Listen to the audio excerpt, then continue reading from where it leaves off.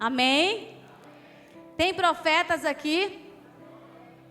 Tem profetas aqui? Meu Deus! Então vamos lá. O tema da nossa mensagem hoje diz assim: a presença de Deus protege uma geração. O tema da nossa mensagem é: a presença de Deus protege uma geração. De repente você vai ver eu repetir 2 ou 3 vezes uma mesma frase, mas é porque eu sou professora, né? E professora tem esse costume. A gente entende que quanto mais a gente repete, mais a pessoa, né, internaliza e fica aqui registrado no coração e mais ela aprende. E aí, de repente, eu vou repetir algumas vezes algumas frases para você internalizar isso. Não é de propósito não, tá, gente? É proposital mesmo. É intencional mesmo. A minha mensagem nessa noite. Teremos como base hoje Daniel 3, do 17 até o último capítulo, né, que vai lá pelo versículo 30, que fala sobre Sadraque, Mesaque e Abednego. Ai, muito obrigada por ter me ajudado, né? Aleluia, Jesus. A gente vai envelhecendo e a visão vai ficando um pouco meio encurtada. Antes de entrar na passagem em si, eu quero introduzir essa mensagem com algo que o nosso pastor trouxe para o nosso coração. E para isso eu quero ler a vocês, que diz assim: a ativação profética é um processo espiritual de Deus, em que Deus desperta, libera e coloca em funcionamento aquilo que já depositou em uma pessoa, em uma igreja ou em uma geração. Pois por meio da palavra, da fé e da ação guiada pelo Espírito Santo, por isso é necessário até nós estarmos com ouvidos bem abertos e sensíveis à presença de Deus sobre nossas vidas. Estamos vivendo dias de pressão, onde uma geração é constantemente desafiada a se curvar. Se curvar diante de quê? Diante do sistema, de ideologias, do medo, do pecado disfarçado de normalidade. Mas Deus está levantando uma geração que permanece de pé, porque entende que a presença de Deus é maior do que qualquer fornalha. A fornalha não foi o fim daqueles jovens, mas foi um palco da manifestação do reino de Deus. Com essa breve introdução, eu quero iniciar a mensagem dessa noite. A fornalha não foi o fim daqueles jovens, mas foi a manifestação da glória de Deus. A fornalha não foi o fim de Sadraque, Mesaque e Abednego, mas foi o palco para a glória de Deus se manifestar através daquele feito e daqueles jovens. E é sobre isso que nós queremos falar nessa noite. Agora coloque a mão no seu coração e bata no seu peito e diz: Senhor, aqui estou. Eu sou Jesus, a representação do Senhor nessa terra. Fale para Jesus: eu sou, meu Deus, a representação do Senhor nessa terra. Aleluia, Jesus. Nós teremos como base bíblica Daniel 3, a partir do 17. Nós vamos ler 2, tá bom? E depois nós vamos ler após isso. Diz assim: eis que o nosso Deus, a quem nós servimos, e que nos pode livrar. Ele nos livrará da fornalha de fogo ardente e da tua mão, ó rei. E se não fica sabendo, ó rei, que não serviremos a teus deuses, nem adoraremos a estátua de ouro que levantaste. Até o 19, por favor. Mas se ele não nos livrar, mudou? Nabucodonosor ficou tão furioso com o Sadraque, Mesaque e Abednego, que o seu semblante mudou. Deu ordem para que a fornalha fosse aquecida 7 vezes mais, como de costume. Até aí. Depois a gente lê mais um pouquinho. Aleluia, Jesus. Nós conhecemos essa passagem bíblica porque ela é muito conhecida de todos nós. Quem ainda não leu já ouviu falar sobre essa fornalha de fogo ardente.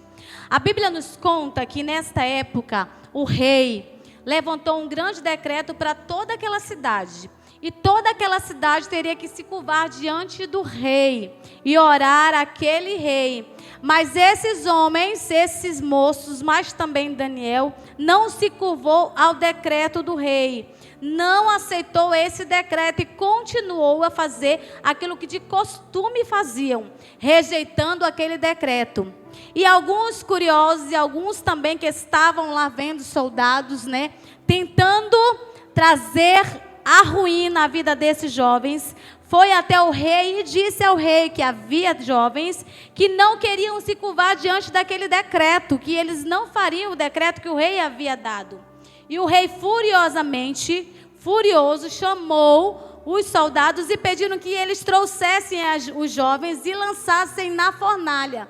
Mas essa fornalha, ela teria que ser totalmente diferente da qual era acostumado, jogar os homens lá. Ela teria que ter sido aquecida 7 vezes mais, ou seja, ela teria que estar mais quente do que de costume, para que aqueles jovens fossem totalmente eliminados e não custasse muito. E aí uma das coisas lindas que eu vejo na fala deles é que eles dizem bem assim: nós não nos curvaremos a esse rei, a esse Senhor. Mesmo que o Senhor não nos livre, olha só, mesmo que o Senhor não nos livre da morte ou dessa fornalha, nós não renderemos a outros deuses, porque nós só servimos a um Senhor e só a Ele nós renderemos e só a Ele nós prestaremos culto e adoração. Então esses jovens, eles tinham no coração a certeza de que Deus faria e traria esse livramento, mas também eles tinham a certeza de que se Deus não fizesse, não teria problema. Não tinha problema, se Deus não quisesse os livrar naquele momento, não teria nenhum problema. Mas eles não se curvariam diante do rei. Eles não trocariam o seu Senhor por outra adoração, mesmo que lhe custasse sua própria vida. E aí eu quero começar essa ministração falando disso. Do primeiro ponto da nossa ministração que diz: uma geração que não se curva. Uma geração que escolheu não se curvar diante dos decretos impostos pelo sistema, ou pela comunidade, ou por aquilo que o mundo exige que façamos. A geração que não se curva diante disso, que sou eu e sou você, creio eu. Amém? Eu estou falando com uma geração que não se curva? Eu estou falando diante de uma geração que não se curva? O rei Nabucodonosor levantou uma estátua para aquela adoração, mas os jovens não se curvaram diante daquela estátua, daquele bezerro de ouro. Eles decidiram não se curvar, ou seja, eles não decidiram se ajoelhar em frente daquela estátua. Eles não iam fazer isso de maneira nenhuma, porque eles entenderam que se ajoelhar, se curvar, prestar culto, ficar humilhado diante de alguma coisa, não era nenhuma estátua, mas a não ser Deus. Eles não iam fazer isso. E a Bíblia diz que quando eles decidem fazer isso, automaticamente eles geram no coração uma ativação profética. Vocês sabiam disso? Quando eles decidem no coração não se curvar diante da estátua, eles ativam no coração algo profético, algo verdadeiro, algo que geraria uma resposta logo mais. E aí mesmo que toda a geração, mesmo que toda a população, aquela comunidade, tinham decidido já se curvar, eles decidiram não se curvar, mas decidiram confiar no único e verdadeiro Senhor da sua vida. Eles poderiam até ter pensado: todo mundo está fazendo, toda a comunidade está fazendo. Poderiam também ter pensado: é somente uma vez, nós vamos nos curvar apenas uma vez, não tem nenhum problema. Como de repente muitos de nós quando nos vemos encurralados, né, por um sistema ou por algo que o inimigo ou até mesmo dentro do nosso ambiente de trabalho ou de família nos pressiona, coloca pressão. Muitas das vezes, de repente, você tem pensado dessa maneira: poxa, todo mundo faz, todo mundo aceitou, é apenas uma vez. Mas no coração daqueles jovens, eles decidiram não se curvar. Eles decidiram que a ativação profética continuasse no seu coração, e eles decidiram confiar em Deus. E ainda que Deus não os livrasse, ainda assim, eles decidiram no coração confiar em Deus.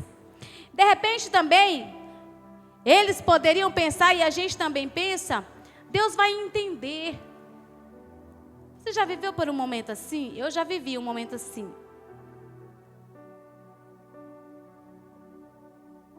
Logo quando eu me converti.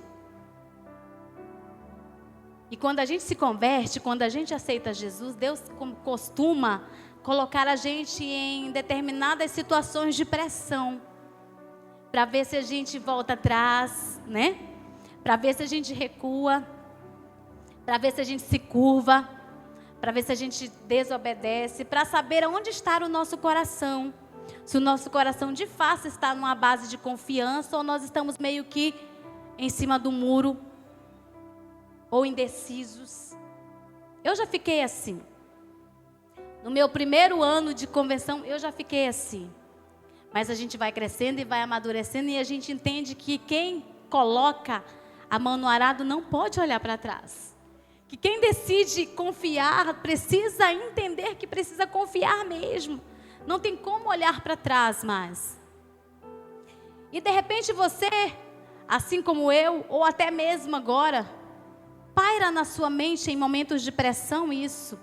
Porque Sadraque, Mesaque e Abednego, eles estavam em um momento de pressão, e muita pressão. E de repente eles podem ter pensado, ou você pode pensar muitas das vezes: Deus vai entender a minha situação. Deus vai me compreender. Deus, Ele é bom.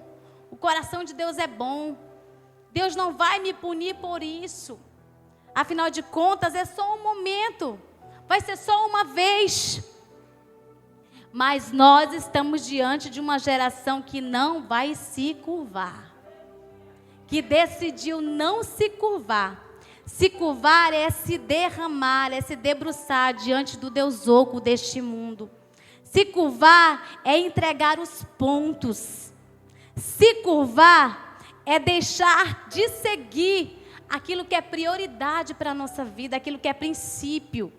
É quebrar os princípios e seguir um princípio mundano, ou o desejo de um grupo, ou o desejo de um senhor, de uma comunidade. De repente você se vê todos os dias nessa situação. Eu creio que muitos de nós passamos isso muitas das vezes no nosso ambiente de trabalho, não é? Onde as pessoas, onde o público é mundano, onde o público, né, está acostumado a viver a vida como bem quer. E quer que nós, filhos de Deus, nos ajustes a esses parâmetros que o mundo descreve aí. Só que no nosso coração, no seu coração, você decidiu não se curvar diante disso. Isso é muito sério, sabia, irmãos?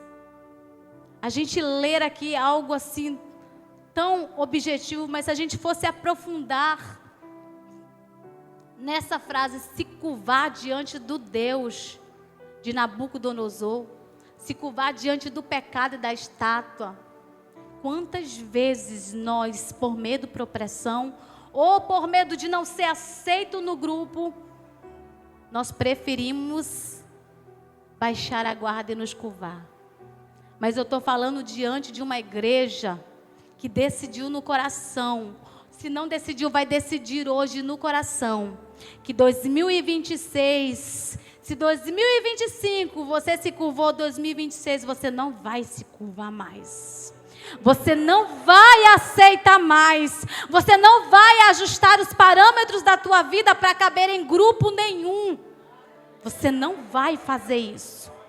Jovens, adolescentes, não precisam ajustar a vida de vocês aos parâmetros do mundo para caber em grupo nenhum, porque você faz parte de um grupo que já foi eleito por Deus, de um grupo diferente, de um grupo de pessoas que vão morar no céu, de um grupo de pessoas que estão dentro da fornalha. O fogo está pegando, a pressão está quente, mas você não vai se curvar, e você decidiu não se curvar, e você vai decidir hoje não se curvar. Homens e mulheres que muitas das vezes estão em um ambiente de pressão, e muitas das vezes eles te pressionam, as pessoas te pressionam para você se ajustar ao grupo de pensamentos, de parâmetros mundanos. Nessa noite eu te digo, você não vai se curvar, porque você faz parte da geração que não se curva, que não aceita, que não vai tentar se ajustar àquilo que não te cabe mais.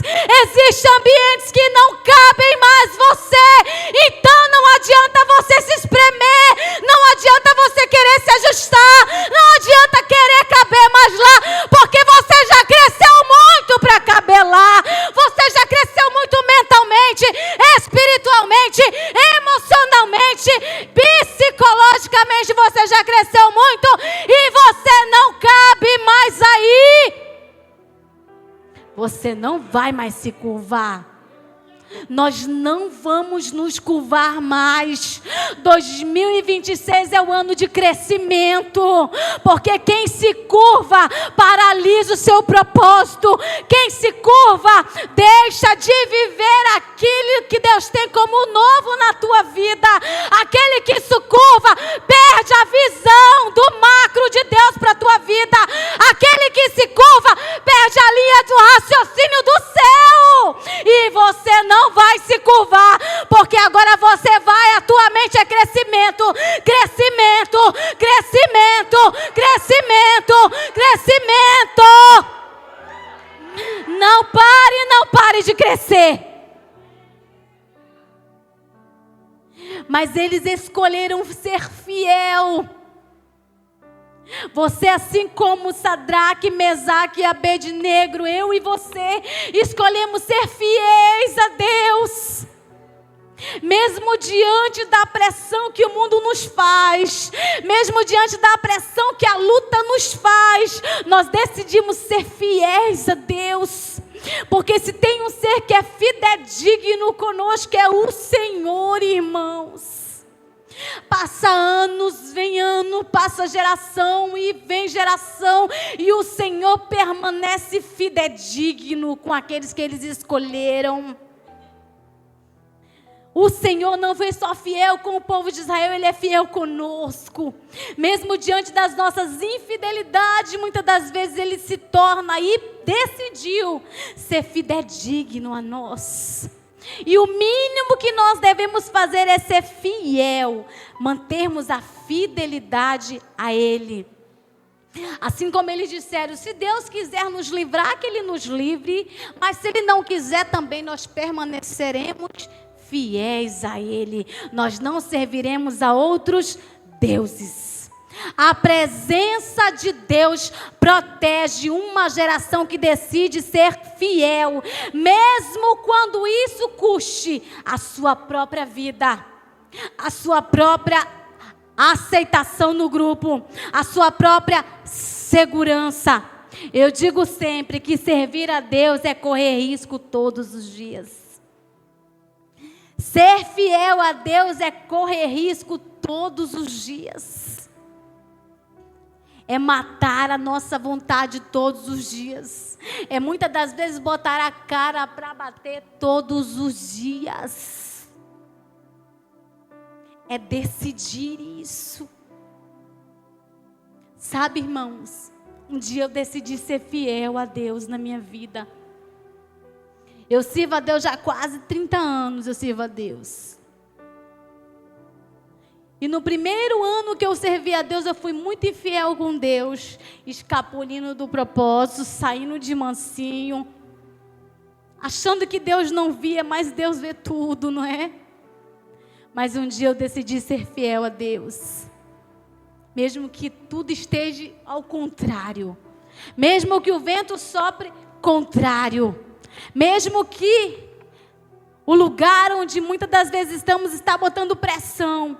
Na casa existe pressão, na família existe pressão, no trabalho existe pressão. Eu decidi ser fiel e você também decidiu ser fiel. É fácil ser fiel? Não é não.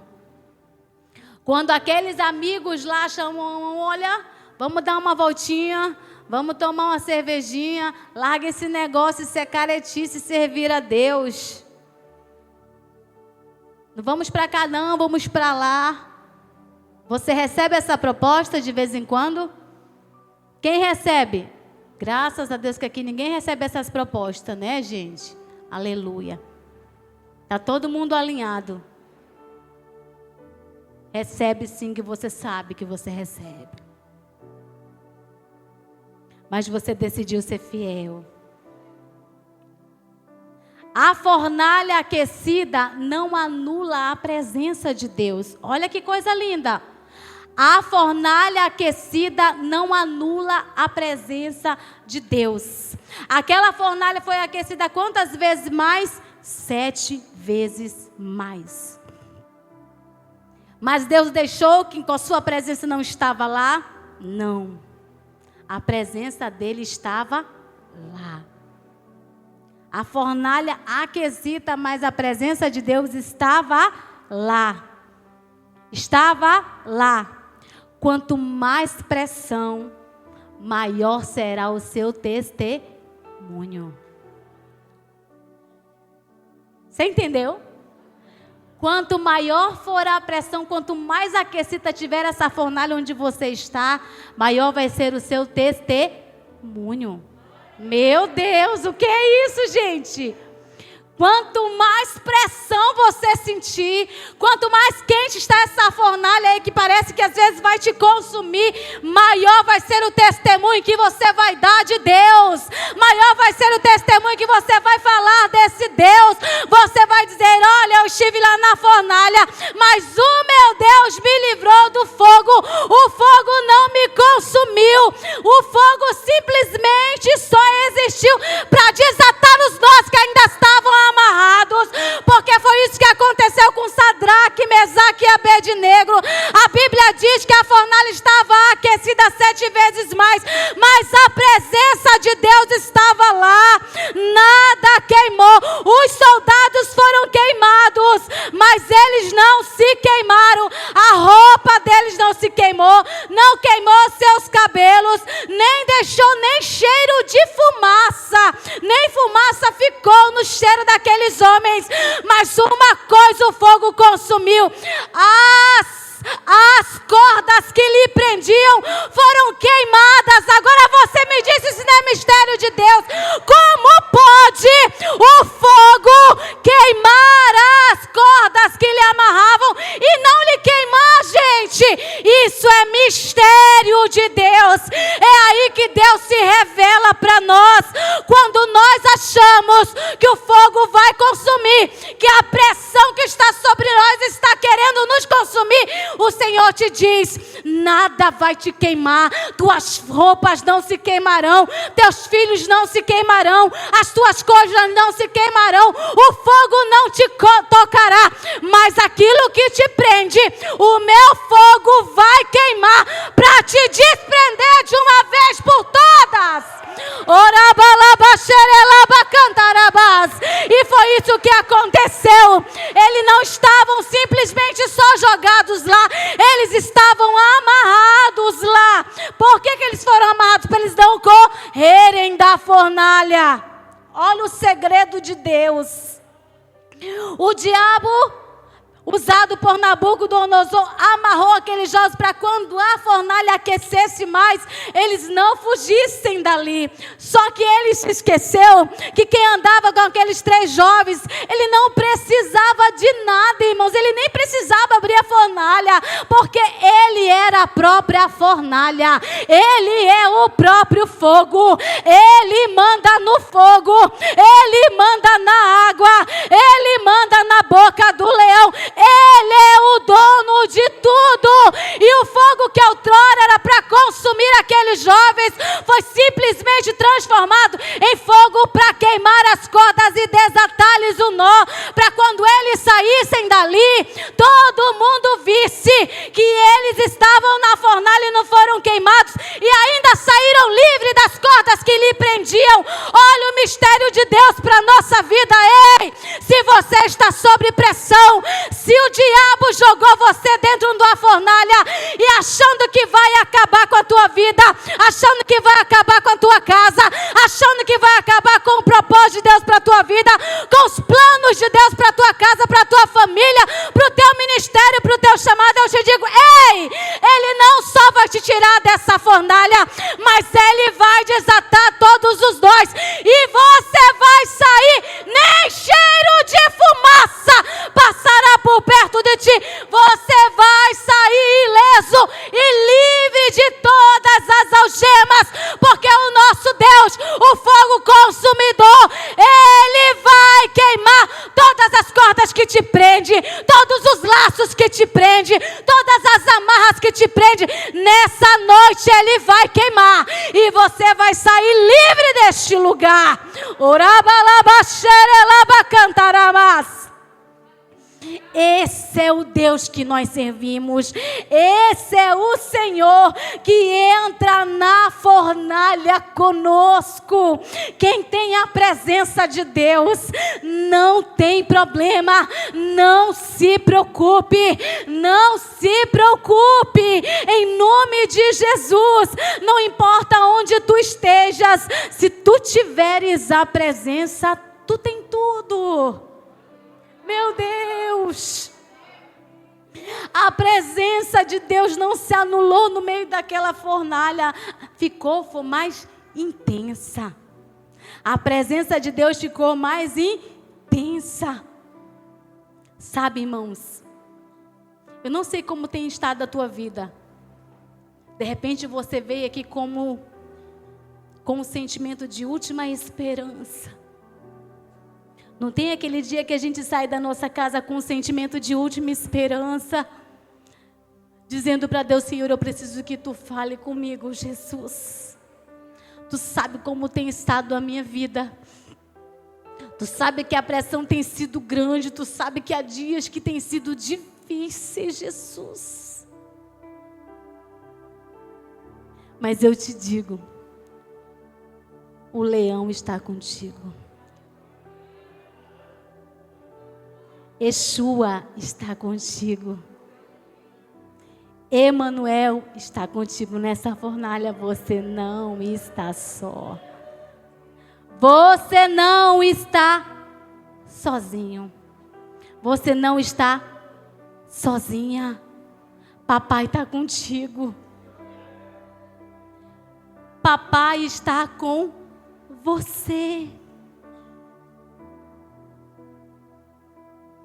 Agora um rema de Deus. Não sei para quem, mas você sabe que é para você. Ontem à noite você estava conversando com Deus. E você chorando em lágrimas, você disse assim: Senhor, por que esse vazio que eu estou sentindo? Eu estive na tua casa no domingo. Eu fui tão preenchida com a tua presença. E por que eu estou sentindo esse vazio no meu coração? Parece que eu estou só. Mas o Senhor diz nessa noite para você: quem disse que você está só? Você nunca esteve só. Mesmo quando tu estavas distante de mim. Mesmo quando tu se afastou de mim. Mesmo quando tu estavas lá tentando viver a tua vida sem mim, eu sempre estive contigo. Ei! Ei, eu sempre estive contigo. Eu dei uma promessa para a minha igreja. Eu estarei com vocês em todo tempo, até a consumação dos séculos. Não te sinta só. Se você sabe que eu estou falando com você, eu gostaria que você levantasse a sua mão assim, ó. Levante sua mão. E eu quero que você sinta Deus te tocar agora. Sinta Jesus te tocar agora. Sinta Jesus te tocar agora. Você não está só, meu amor. Nunca esteve só. Nós nunca estamos só e nunca estaremos sozinhos. Na fornalha, Ele também está conosco. Se está. Quando a presença se manifesta, Deus entra no fogo. Agora eu te desafio. Aquece essa presença de Deus na tua vida, em nome de Jesus. Esteja com a presença de Deus latente na sua vida, assim como estavam aqueles homens. A presença de Deus não estava lá naquela hora, mas eles já andavam com a presença de Deus. O rei disse bem assim: não lancemos porventura 3 homens nessa fornalha? Eu vejo agora 4. E o quarto tem a aparência de um filho de deuses. Meu Deus. Isso é poderoso. Eles não entraram sozinhos. O rei dizendo: ei, quando o negócio estava pegando fogo, vem cá. Vocês não lançaram 3 homens dentro dessa fornalha? Sim, Senhor. Mas eu não vejo 3 homens, eu vejo 4 homens. Outra coisa, eles não estão mais amarrados, eles andam. Eles andam pela fornalha. Mas anda com eles um 4º homem. E esse 4º homem, ele tem uma aparência diferente. A aparência dele é como se fosse um filho dos deuses. O que ele quis dizer com isso? Como era a aparência do filho dos deuses? Como era essa aparência? Por que ele fala essa aparência? Esse 4º homem, ele tem a aparência dos filhos dos deuses. Era uma aparência que era fogo também. Estava lá a chama queimando dentro da chama. Eles andando, Sadraque, Mesaque e Abednego andando, e a chama andando por dentro da chama. Que loucura é essa, gente? Algo de Deus agora, uma revelação de Deus agora. Quando você está lá na fornalha, existe o Filho do Homem que caminha com você. E ele caminha no fogo. E ele é fogo. E ele consome tudo que não presta. E Ele está caminhando contigo dentro da tua fornalha. Ainda que tu não vejas, Ele está caminhando contigo dentro da fornalha. E Ele passeia para um lado, e Ele passeia para o outro, e Ele vai por detrás, e Ele vai por da frente, e Ele vai pelo lado, e Ele vai pelo outro, e você não consegue enxergar, mas eu te digo, Ele tem consumido tudo aquilo que tem tentado se aproximar de você. Você não vê, você não consegue ver, mas quando você está caminhando no meio dessa pressão, dentro dessa fornalha, o Filho do Homem caminha contigo e te livra do pior, te livra da morte, te livra da prisão, te livra da espada, te livra da sarça ardente que queima e consome e mata. Não, Ele te livra e te dá vida. Ou você acha quem foi morte? Ou você acha que era para você estar aqui hoje? Ou você acha que o diabo já não decretou a tua morte? Há tempos que o diabo está ao teu derredor, tragando e travando e traçando e planejando a tua destruição. No meio da fornalha tu não consegue ver, mas o Filho do Homem caminha e te livra da morte, da espada, da destruição, da mão do homem sanguinário que tu não consegue ver. Mas o Senhor é o Senhor que cuida de nós. Meu Deus, se nós tivéssemos o poder de ver o mundo espiritual, nós veríamos quantos espíritos imundos estão nos rodeando para nos destruir dentro da fornalha. A presença de Deus nunca vai te abandonar, nem que você esteja no fogo. Para nós, essa geração, Deus está no meio da pressão das nossas vidas. Deus está no meio da perseguição das nossas vidas. Deus está no meio das nossas lutas emocionais, espirituais e familiares. Deus está no meio da pressão que se coloca todos os dias da tua vida. Você acha que quando o espírito imundo se levanta lá dentro da tua casa e usa teu esposo, tua mulher, teus filhos, o Senhor não está lá contigo? Ele está no meio da pressão, Ele está no meio da palavra mal colocada, Ele está no meio da morte, Ele se coloca no meio disso para livrar você e sua casa. Ele está no meio das tuas pressões emocionais, Ele está no meio das tuas pressões espirituais, Ele está no meio da tua família. Quem consegue ver Jesus passeando no seio da sua família?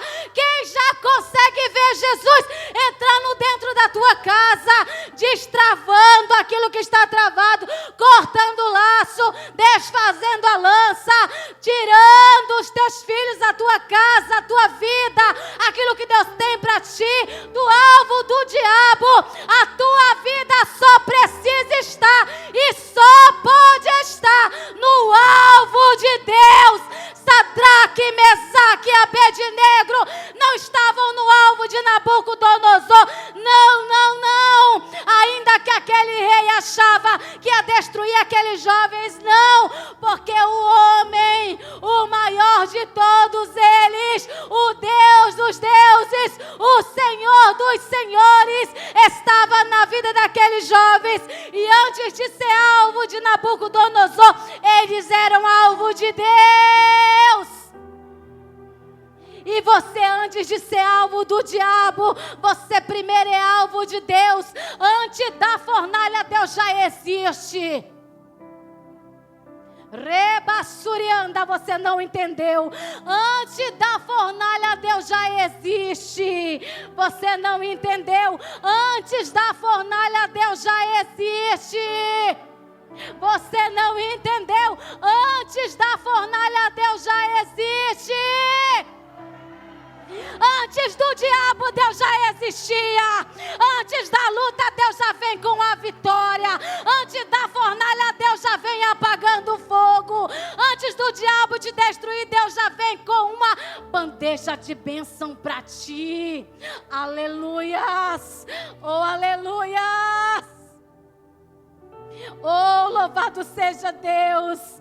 O Senhor está querendo usar a fidelidade que há no nosso coração para ativação profética dentro da nossa casa. Existe uma fé dentro de você que você desconhece ainda. Existia uma fé no coração de Sadraque e Abednego que eles desconheciam ainda. Eles só conheceram essa fé quando eles foram colocados sob pressão. E eu te digo, você só se conhece quando você é colocado diante de pressão. Aí você conhece a força que vem dentro de você. Aí você começa a conhecer a fé que arde no teu coração. Aí você começa a conhecer a autoridade que o Senhor já te deu. Aí você começa a entender quem você é em Deus. Você começa a entender o que você não é qualquer um, que quem te chamou não é qualquer um, quem te chamou é o Senhor dos exércitos, aquele que manda nos exércitos do inimigo, é aquele que rege o universo, é aquele que te criou, é aquele que é o dono da tua casa. Antes dos problemas existir, ele já existia. Antes que tu se formasse no ventre da tua mãe, tu já existia para Deus. Deus já tinha um propósito, Deus já sabia o que Ele quer fazer com a tua vida. Se você acha que é você que dirige a tua vida, eu te digo não. Toda a pressão que você passa é Deus te aprisionando, é Deus te botando pressão. Sabe por quê? Porque Ele quer extrair de ti o melhor vinho, o melhor azeite. Ele quer extrair de ti, porque Ele sabe o que Ele faz. Ele sabe o que Ele faz. Ele sabe quem você é. Ele sabe a mulher e o homem, o jovem, o adolescente potente que Ele chamou, que você não é qualquer um. Se Sadraque, Mesaque e Abednego foram usados para glorificar a Deus, conosco não vai ser diferente. Deus quer usar cada um de nós para que a glória dele se manifeste, porque você anda com a presença de Deus, e a presença de Deus te fará não se curvar. A presença de Deus te protege, a presença de Deus te guarda, a presença de Deus te livra, a presença de Deus manifesta a glória dele através de você. Aleluias! Oh, aleluias! Deus está usando essa pressão, sabe para quê? Para te dizer: ei, tu pode fazer mais. Ei, tu pode me dar mais. É isso que Deus quer de nós. A pressão que Deus nos permite passar não é para nos matar, é para nos melhorar. É para nos fazer melhor. Assim como o apóstolo Paulo disse: quanto mais eu conheço Ele, mais eu quero conhecer. Quanto mais eu conheço Ele, mais eu quero conhecê-lo. Parafraseando a palavra do apóstolo Paulo: quanto mais você está sob pressão, mais você se aproxima de Deus. Quanto mais a gente se aproxima de Deus, mais a gente vê os seus feitos. Quanto mais a gente vê os seus feitos, mais a gente melhora como pessoa. Quanto mais a gente melhora como pessoa, mais a gente serve. E quanto mais a gente serve, mais os anjos nos servem. E mais bênçãos se derramam sobre a nossa casa e sobre a nossa família. Para encerrar, hoje Deus está nos dizendo: não se curve. Eu entro, mas entro com a minha família. Você entra, mas entra com a sua família. Se for para entrar na fornalha, entre com a sua família. Entre com seus propósitos no coração. Mas entre certo de que a presença de Deus, ela sempre vai te livrar. Ela sempre vai te melhorar, ela sempre vai te proteger. E a glória de Deus vai sempre se manifestar através da tua vida. Eu digo sempre para o ministério de intercessão, que é o ministério que eu tenho aonde liderar, que eu não gosto quando as coisas estão muito calminhas. Eu gosto de viver sob pressão. Na verdade, eu aprendi a viver sob pressão. Eu não consigo viver daquela vida assim, sabe, irmãos? Não. Eu gosto de viver sob pressão. E aí, quando eu assumi o ministério de intercessão, há 1 ano, 2 anos, 3 anos, né? Acho que nem sei mais. A primeira coisa que eu falei para os que ainda estavam, que eram poucos, eram alguns, eu disse bem assim: olha, eu vou fazer um convite a vocês. Eu sou da pressão. Eu fui criada na pressão. Eu fui forjada na pressão em tudo na minha vida. Então, se vocês quiserem caminhar comigo, vai ser na base da pressão. É na pressão. Sabe por quê? Porque é na pressão, é quando o fogo está queimando mesmo. É quando o negócio está apertando mesmo. Que a gente consegue tirar o nosso melhor. Já viu uma prensadeira? Quando ela vai tirar o óleo da oliveira, o que ela faz? Ela vai imprensando, né? Ela vai botando pressão. botando pressão. Aí vai tirando aquele óleo, né? O óleo vai se extraindo. Da mesma maneira somos nós. Quanto mais pressão o Senhor nos coloca, e entenda uma coisa, gente. Vamos entender uma coisa. A maioria da pressão que é nos colocada aqui, ó. O rei Nabucodonosor jogou aquele jovem na fornalha, achando que, na verdade, ele traçou algo na mente dele, mas Deus já estava traçando outro. Olha que lindo. Ele traçou a destruição daquele jovem, mas, na verdade, Deus estava usando a fornalha como um palco para a sua glória. Na cabeça de Nabucodonosor, ele ia destruir, mas na cabeça de Jesus, ele ia ser glorificado. E conosco não é diferente. Mesmo que Deus permita que o diabo muitas das vezes nos pressione, não se preocupa. No final vai sempre ser para glorificar a Deus, sempre. Sempre, sempre, não se preocupe. Mas existe algo que é para mim e para você fazer, continuar fiéis. Mesmo diante da pressão, a gente não pode perder a fidelidade a Ele. Sabe por que eu digo isso? Vejamos, encerrando já, tá? A vida de Jó. O diabo olhou Jó, percebeu que o coração de Jó era muito temente, muito confiante, muito fiel a Deus. E aí o diabo se enfureceu com tanta fidelidade e pediu, a Bíblia diz que o diabo foi até Deus e disse, deixa eu tocar na vida dele. Adorar a ti, ser fiel a ti com tudo é muito fácil. Deixa eu tirar as coisas dele e ver se ele continua fiel. Aí o Senhor permitiu o quê? O que o Senhor permitiu? Deus disse bem assim, você pode tocar em tudo, mas só não toque na vida dele. Não foi? E aí Deus permitiu, o diabo foi lá e começou a imprensar Jó. Jó viveu um momento de pressão, impressão mesmo. Perdeu casa, perdeu riqueza, perdeu os filhos, só ficou com aquela mulher rixosa do seu lado, né? Pedindo para ele largar aquele Deus, que ainda que ele estava lá se coçando com um caquinho de telha, larga esse Deus e morre. Mas Jó aguentou a pressão. Na cabeça do diabo, ele tinha forjado a destruição de Jó. Só que Deus, na sua imensa bondade, na sua triuna sabedoria, entre Deus Pai, Filho e Espírito, ele traçou o quê? O que ele traçou? A reconstrução da vida de Jó. A Bíblia diz que Jó teve muito mais riqueza. E que as filhas de Jó eram muito mais bonitas do que as primeiras, parafraseando a palavra. Agora você me diz, mesmo a pressão dada por Deus, ou mesmo a pressão permitida por Deus para o diabo te pressionar, todas elas no fim vai ser para glorificar a Deus se você permanecer fiel. A gente só precisa entender esse segredo de Deus. Permaneça fiel. Não se desvie do seu propósito. Permaneça fiel. Tá difícil? Fique fiel. Aguente a pressão. Seja homem e mulher de Deus. Não seja um fracote nem uma fracotazinha, não. Seja um homem e mulher de Deus, que Deus se orgulha de tê-lo como filho. Aguente a pressão. Na pressão Deus está contigo. Mesmo que Ele permita o diabo às vezes fazer as gracinhas dele, ainda assim Ele está contigo. É tudo para a glória deles. É tudo para a glória deles. Que deles, pastora? Pai, Filho e Espírito Santo. É tudo para a glória dele. É para Ele. É tudo para Ele. Vamos nos colocar de pé nessa noite.